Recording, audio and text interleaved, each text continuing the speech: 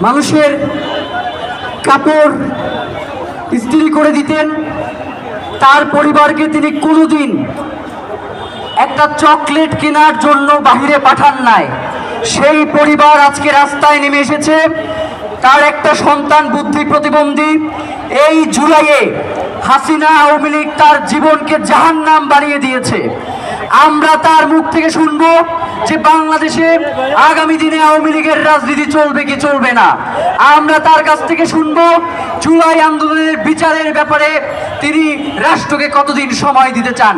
শহীদ মসলিউদ্দিন ভাইয়ের স্ত্রীকে বক্তব্য দেওয়ার জন্য অনুরোধ করছি।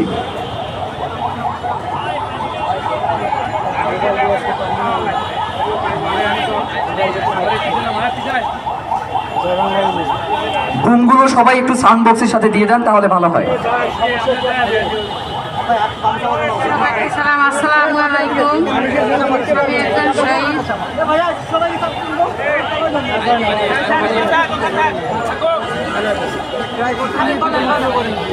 আমি শহীদ মসলিউদ্দিনের স্ত্রী। উনি শহীদ হওয়ার সময় আমার সন্তান 3 মাসের ছিল। এখন ওনার বয়স 8 বছর।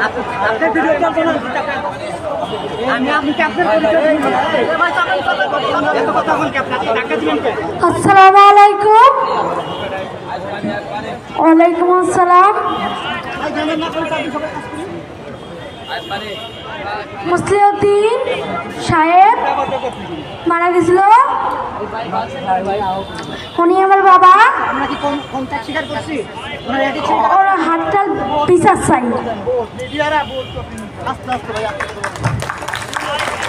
আসলে এই জায়গায় বলার কিছু থাকে না।